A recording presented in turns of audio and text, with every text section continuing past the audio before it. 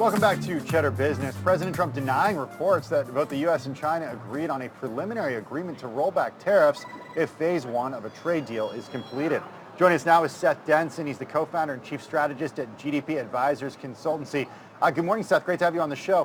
What do you make of the contradicting signals that we're getting from China and the United States?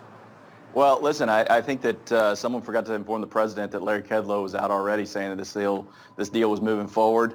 I'm just as surprised as you are. I mean, listen, 5 minutes ago, we kind of got this news. The market's already starting to react. We were all somewhat jubilant, I think, this morning on the idea that we were going to get a trade done and get some of these tariffs rolled back. I still think that will get done. I think that the president needs it to get done from an election perspective. So quite frankly, I don't want to try to dive into the thought process of the president this morning and why he made that statement. I'm sure there's more going on behind the scenes that I'm aware of. But why do this? I think a lot of people are wondering, Seth, at a time when we are at record highs, right? I mean, trade optimism driving these major markets to record highs earlier this week, and now look at the pullback that we're seeing.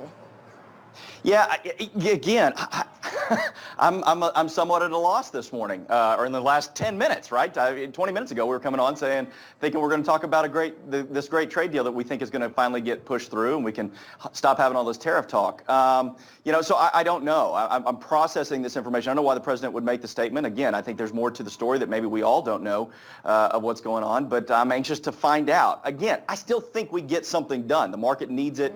The re-election process for the president needs this to happen. I know that we're still hardline going after intellectual property, and maybe that's part of the conversation. Because none of us are in that room understanding what was and wasn't agreed to in theory, maybe there's more to the story.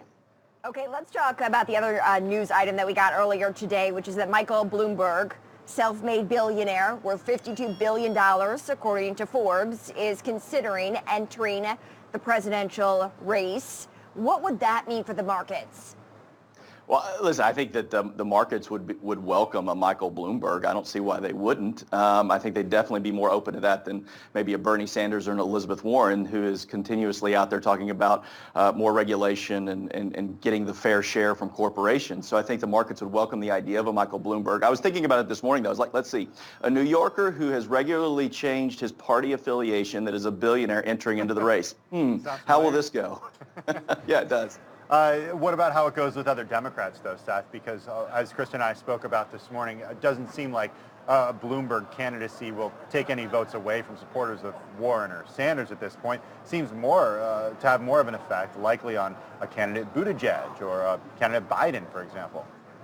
Yeah, and I think that maybe that's the thought process. Again, I don't advise the former mayor, but I think that maybe some of the thought process that he's having too is he's saying, all right, we're in the primary world that we live in today really convolutes where I think the heart of the parties are, because you do have more, we'll say, the radical side of things on both the left and the right are the ones that typically make their voices heard during the primary season. But if you start to think about Warren and Sanders fighting over that maybe far left side, you've got the other more moderate candidates, Buttigieg and Biden, and maybe the mayor is thinking, well, there's some opportunity there that I can come in and maybe steal the show here and then hopefully get through a few of these early primary states.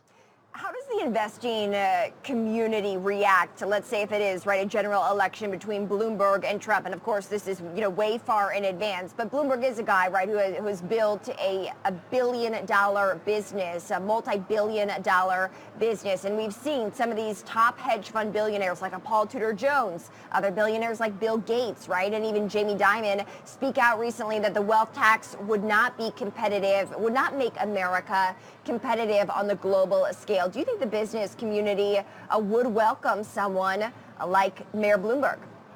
Over the alternatives of Warren and Sanders? Yeah, absolutely they would.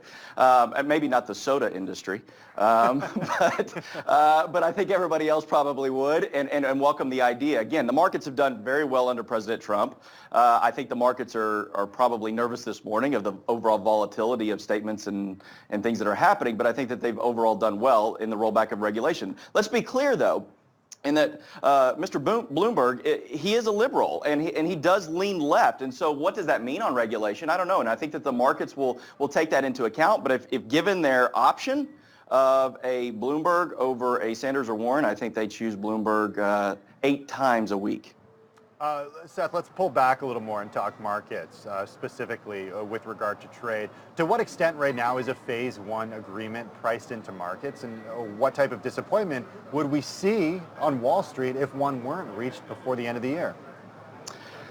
You know, that's a great question, and I think that the markets would be disappointed if we don't see something by the end of the year. I think that, you know, we saw the White House start to talk back some of these tariffs going into the Christmas season. I mean, Americans have short-term memory. We've talked about that before, but every American remembers the Christmas they weren't able to deliver for their children, and I think that does not bode well for the president going into election season if he makes it a not so great Christmas season. So thus those rollbacks. I think the market is expecting, as I am, a trade deal to get done at least on some level, maybe not everything we want or China wants, before the end of the year, and I think they're making that expectation. I think if it doesn't happen, the markets will react before the end of the year in a negative way.